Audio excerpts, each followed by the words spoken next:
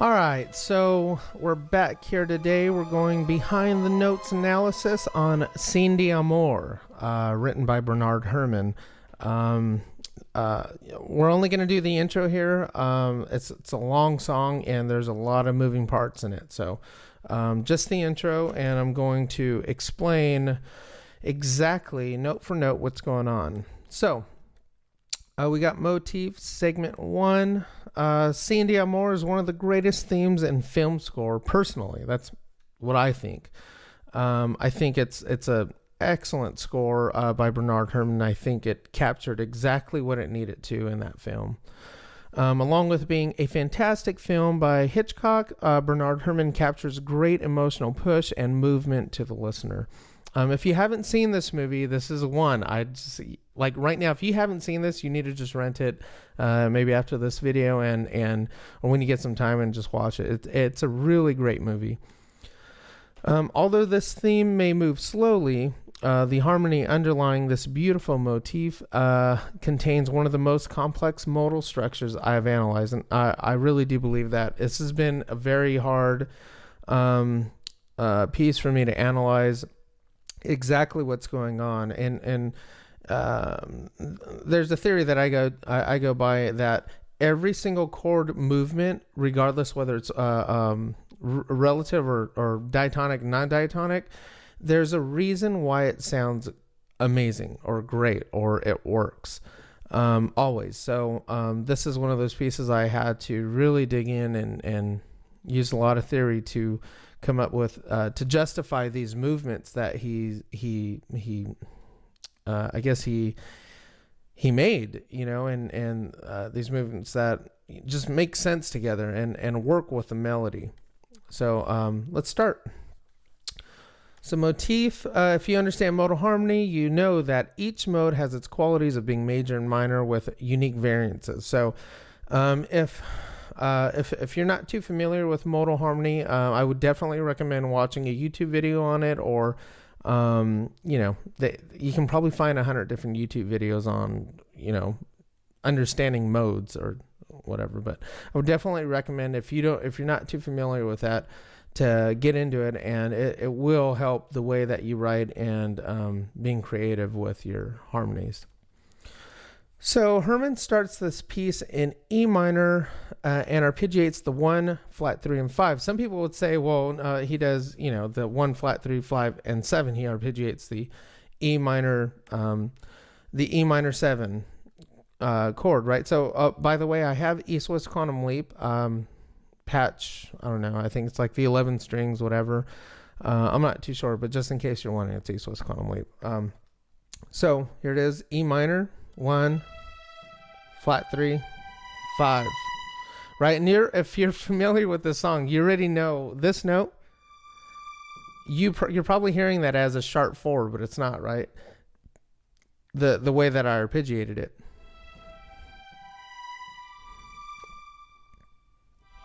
Right?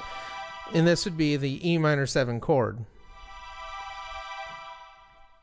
So one could argue that Herrmann is arpeggiating an E minor 7, but the modal structure simply doesn't allow an E minor 7, as Herrmann never outlines the flat 7th pitch, which is D, in E minor.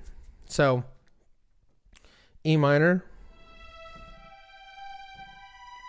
right? Never outlines that 7th pitch. He does, but it's not in the context of E minor, strictly because there's an A flat over it. So since Herrmann is in the key of E minor Aeolian, and E minors are 1, A flat Lydian becomes an invalid modal movement, as A flat Lydian would be considered a major 3rd in pitch, right? So we can't have this movement from here. Oh, I'm sorry.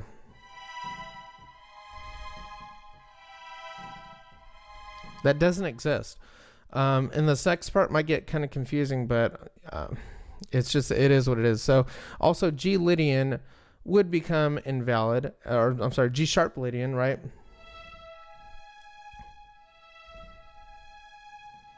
I think I just wrote the same thing. Actually, A flat would be a flat 4, excuse me.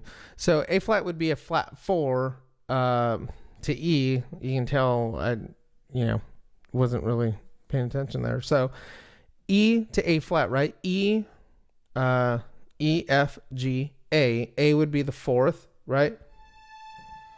Would be a flat 4, right? Or a diminished 4th. And that doesn't work. Also, G sharp would be the major 3rd. I'm sorry about that. So G sharp would be the major 3rd of E minor, right? So it's the same chord. It's the same pitch. Just different lettering. A flat 4 doesn't exist it doesn't exist in that chord movement. Okay, G sharp Lydian on as a major 3rd doesn't exist as well. So we're kind of stuck here because how do we get from here to here and make it valid? So I think I read that also G sharp Lydian would become invalid as well, as G sharp is a major 3rd and cannot exist in E minor if E is the 1. I got a lot of typos here. What's going on? This forces E minor to be set as the 2 of D7, right? So this would be if you went back a full step, that's D7. We're on the 5th now. Okay, so D7. Okay, you're probably not going to get this, but I promise it makes sense. Allowing a flawless movement to a diminished 5th. So if we make E our 2nd and D7 as our 1, from D7 we can move to a diminished 5th Lydian modulation. So from here, that's valid. That is not a sharp 4 either. That is a flat 5 or a diminished 5th forward. Successfully moving into a flat Lydian. I think I mentioned something like this on my analysis for what is it? The Galaxy's Edge, where it was a similar thing. It's not a sharp 4. That doesn't exist either. We only have a flat 5 movement to Lydian. So from here, D7 to 1, 2, 1, 2, 3, 4, 5. Okay. That becomes a flat F, D, E, F, G, A, right? A would be our 5th. You make it diminished. That is, now this makes sense because we can be in our E as the 2nd and move to its diminished 5th, right? Not of E, but of D7. And we get this beautiful chord movement here. So this allows a flawless movement to a diminished 5th forward, successfully moving into A flat Lydian and achieving this beautiful minor to major movement upward. So I'll go ahead and play that.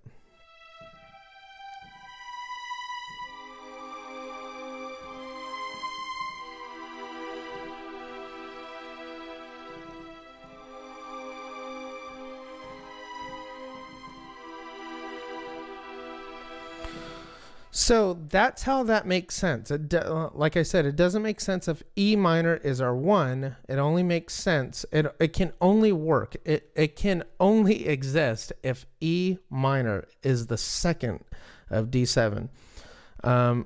If I explain that, it would take a long time. So, but I promise that's how that works. So since the analysis has proven a successful movement to A flat Lydian, the mode used is not pure Lydian. So, so this is probably going to get even more confusing because I'm telling you Lydian, but it's not even real pure Lydian. This movement is the same, but it's the same in Lydian sharp 2, which is taken from, I believe, the harmonic minor scale. So, so though this movement is valid, the proper movement is a diminished 5th forward to Lydian sharp 2, right? And the reason why I'm saying Lydian sharp 2 is, let's see, it's this right here, right? This note here, A, right? A, B flat, right? B flat would be our natural second, but B is our sharp 2, okay? So that's why we're not in normal, Lydian. We are in Lydian sharp 2. So I'll go ahead and play that, and I'll let you know when I'm hitting that sharp 2.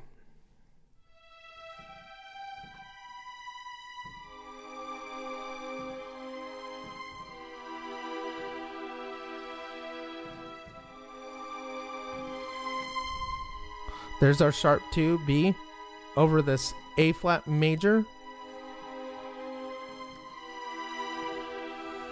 So, this modal shift into Lydian sharp 2 is forced by the composer's choice of melodic movements. As Herrmann moves to D, being the fourth being the sharp 4 of A flat Lydian, the second pass runs by the note B natural. Okay, this verifies that the modal shift to A flat is in fact Lydian sharp 2. So now we're in motif segment 2. As the harmonic progression returns to E minor, right? So we have I don't even think whatever. Okay, that's fine. Okay, so as we move into the segment 2, E minor it ends segment 1, and then we begin segment 2 in A minor harmonic minor. I'll explain that right now. So E minor,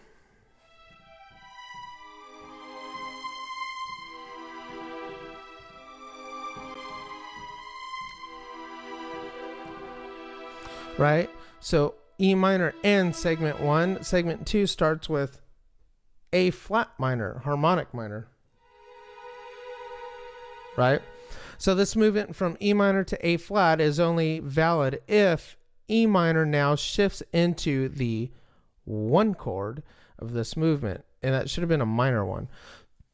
But it can only work if E now isn't the second, and that last E that plays. So I don't know how to explain.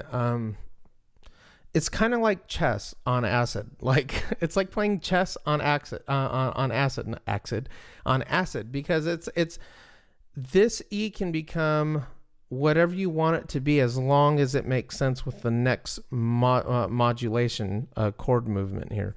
So E minor now shifts into the 1 chord of this movement. This allows a valid modular shift into A flat minor.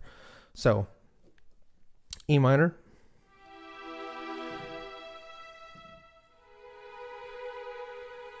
right?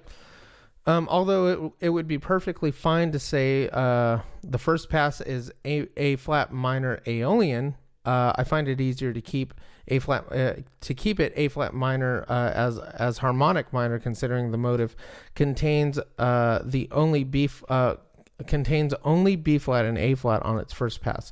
So I know that was confusing because I don't know, I don't think I proofread any of this, but so the fact that the first pass only contains, right, B flat and A, you could argue that it's Aeolian, but for just being simplistic, I'm just gonna say it's harmonic minor because I'm sorry, hold on, let's go back here. So because G is introduced on the second pass, I think I say that in here. So if not, I'll explain it. So continuing this beautiful motif, Herrmann now follows A flat minor with a minor third backwards to F minor, or the natural sixth interval, right? So A flat to F and B, C, right? That wasn't an advertisement either. So from A flat to F is, he goes backwards, so you could say it's a minor third backwards, but it is a sixth interval away from, or it is the sixth of A flat, right? So if you get that, so A minor to F minor.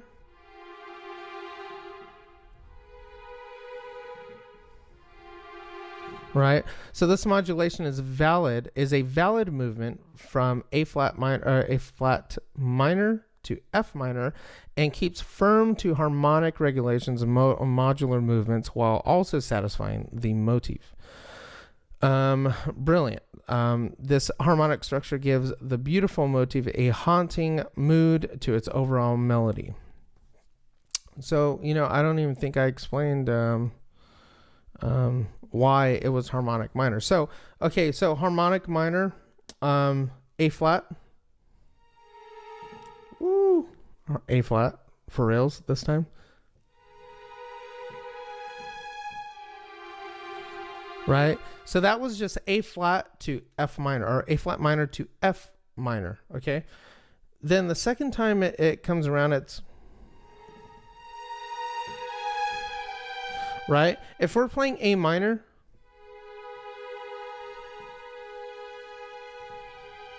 right?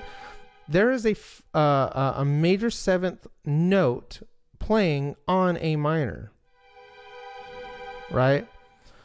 You could say that, well, that we might be in melodic minor, but that movement doesn't exist from the ending of segment 1 to segment 2. So this is what I argue is harmonic minor, not melodic minor. Although I think melodic minor, you could probably say, okay, the second time we're back in, it's melodic minor, but you get the same exact results with harmonic minor. So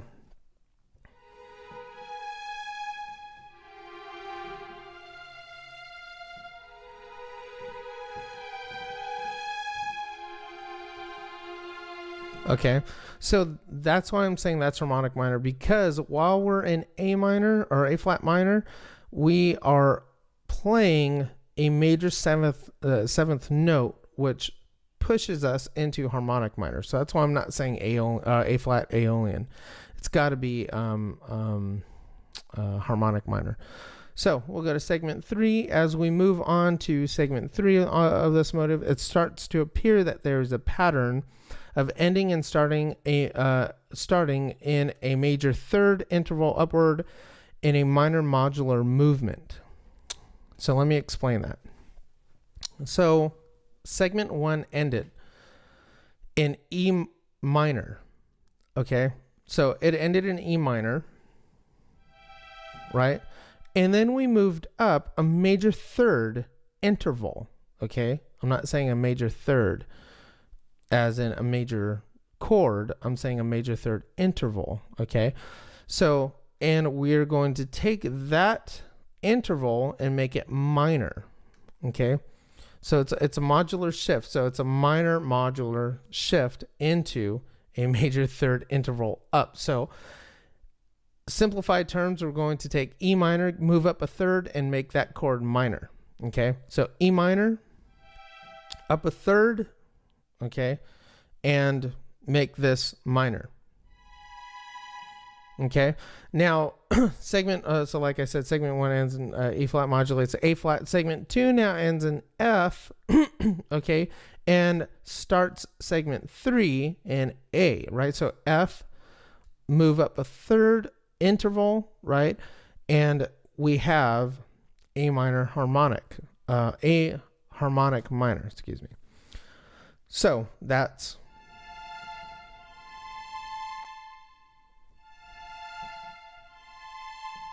right. So let me go. Oh, I'm sorry. That was F major.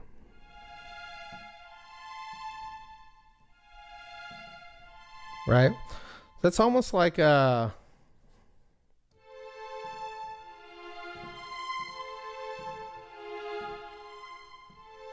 right. That's like that Darth Vader theme. It's the same movement. It's a major third upward, a major third backward, both minor. So now that we ended in da,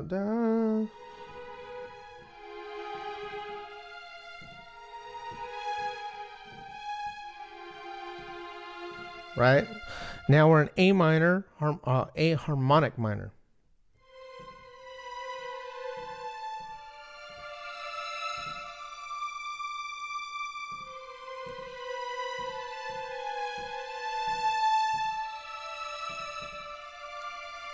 Okay, so sorry I butchered that. A harmonic minor will be the sourced modulation due to G sharp being present in the second pass of the third segment.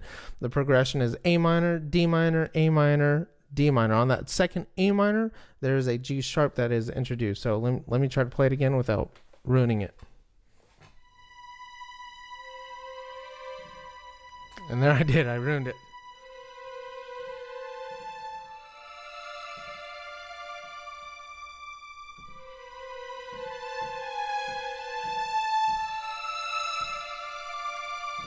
Okay, so that is going to end the third segment of that motif. So segment 3 is the first time that harmonic relativity has been introduced in this motif. So both segment 1 and 2 have been modulatory in both motif and harmonic movements, right? So both segments 1 and 2 have been modulatory, so they've both been using one chord and then the next chord that didn't belong in the family of that chord. So, and that's been for 1 and 2, but when we got to segment 3, it's just harmonic minor using the 1 and then the minor fourth, right? So A minor, D minor, right? So, I just thought that was worth mentioning. Now Herrmann can ease the listener with harmonic relativity using the 1 and 4 while also satisfying a haunting melody. So it's like you almost didn't even notice that was relative. You didn't really notice that was diatonic at all. And I think that's because your mind is already tricked to listening to the previous segments with these weird modulations happening. So segment 3 now ends in D minor, Dorian sharp 4, although that sharp 4 is never introduced. That would be the fourth mode of harmonic minor.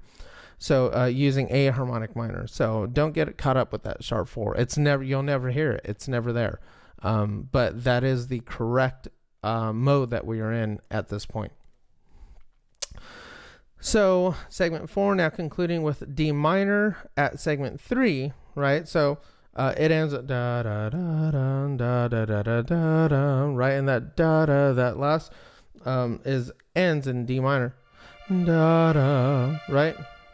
So Herrmann chooses to make a difficult modular shift to B flat Lydian sharp 2. Now this one I had a hard time trying to figure out because there is a sharp 4 present, but it's a minor key. Right? You almost kind of get the Lord of the Rings feel.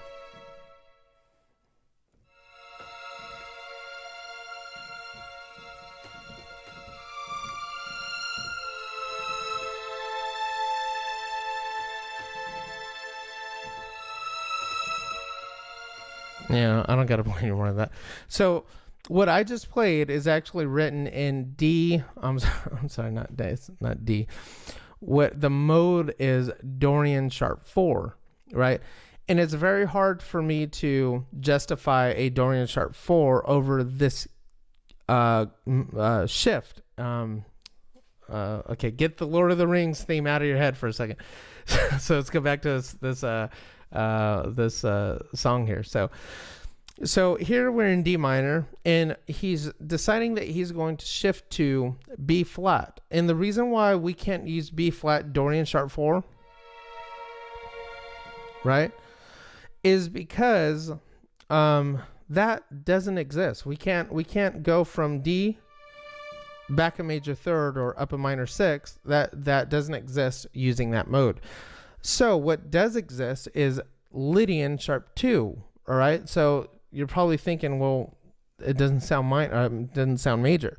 And you're right, it doesn't sound major, but it sounds minor if we use a suspended chord instead of the major third. So we use a suspended sharp 2 chord, right? Because in let's do regular B flat Lydian. I'm sorry.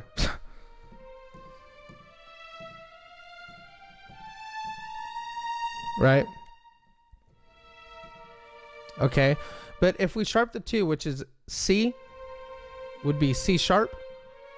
Now it's like, oh yeah, you hear that, right? So now we have what sounds to be minor, and it isn't, but we're using a suspended chord, and this is how we can justify this modal movement to B flat Lydian, which is a minor sixth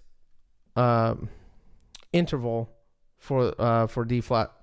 I'm sorry, not D flat, for D minor. Right? So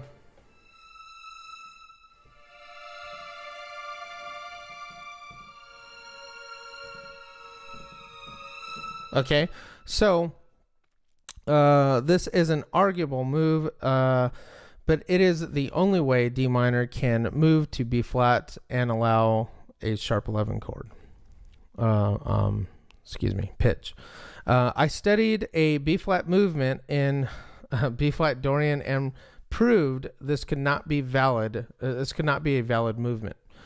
So, like I said, so it would be D flat or B flat Dorian sharp 4, right? And that exists in I think it's harmonic minor. So the sharp 2 in B flat would justify a minor third sound while keeping true to harmonic regulations and relativity. So segment 4, progression, B flat sus sharp 2. If you've ever seen that. So it's a thing, I think, to a basic modulation of a minor 5th movement to F minor. So while segment 3 kept diatonic in harmonic minor, segment 4 now reintroduces successful modulation back into the motive. So let me play that for you.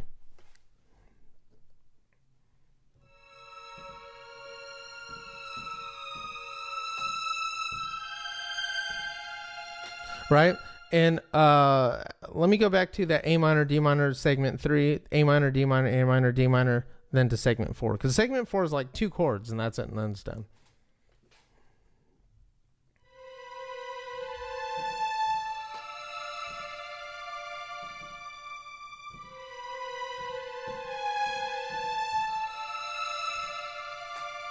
Segment 4.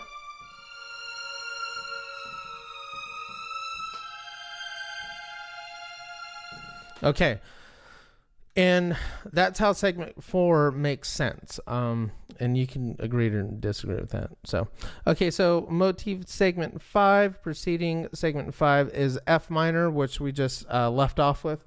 So also, I wanted to go back to segment 4, because there's, in the melody, we have da da da da da, da but it's chromatic, da da da da, right? And that's fine. You can do chromatic moves. We're not going to look at this note here because this is a passing tone. This is to add flavor into the melody here. Right? And the movie is called Vertigo, so it kind of makes me feel a little dizzy to listening to that.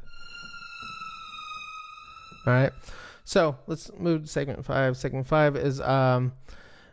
preceding segment 5 is the F minor chord as the minor 5th of B flat sharp 2. F minor will now become our minor 6th of segment 5. So F, as we hit F, this latently, I guess, translates to or moves into a position of a minor 6 chord, right? So this is how this is going to justify this next movement here in segment 5. So the segment now becomes harmonically relative for a short period of time. Progression from the 4th segment is F minor Aeolian, which now becomes our minor 6.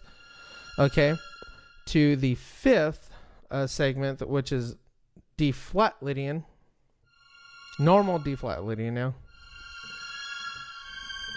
right? But we're not really, I don't think so. I don't think we're ever hitting that sharp 4. So minor, F minor, D flat Lydian to B flat Dorian now. Okay. So this is all relative now. So 6 to the 4 to the 2. Okay.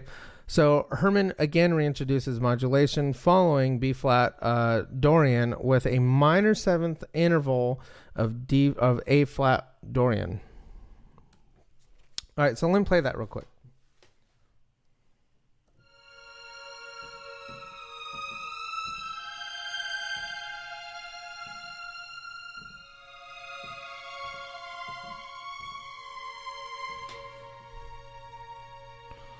All right, and then A flat.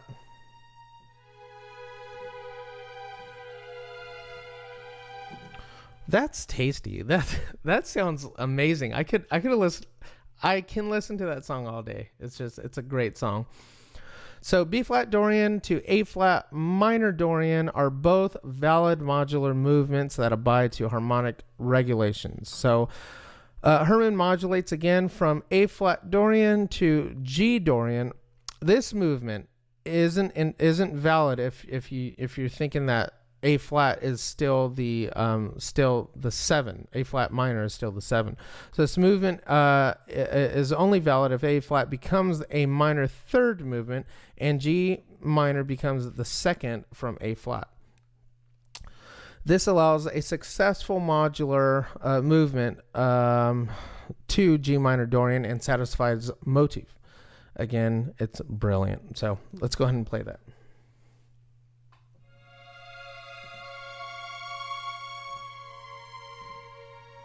Here's our, so right now we are in B flat Dorian. Okay, now we're going to go to A flat Dorian, the flat 7,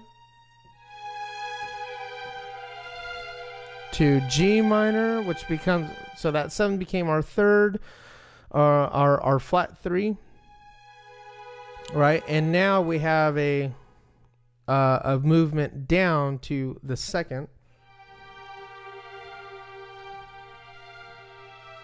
Right.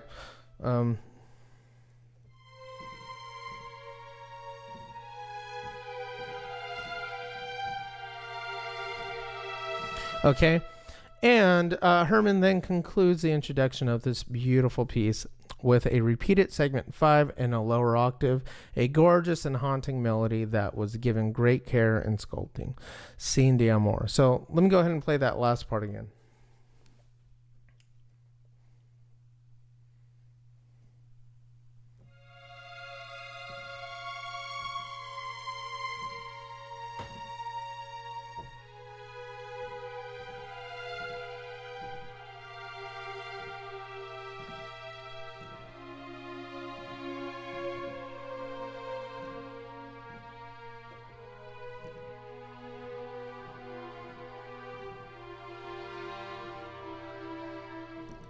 And that's it.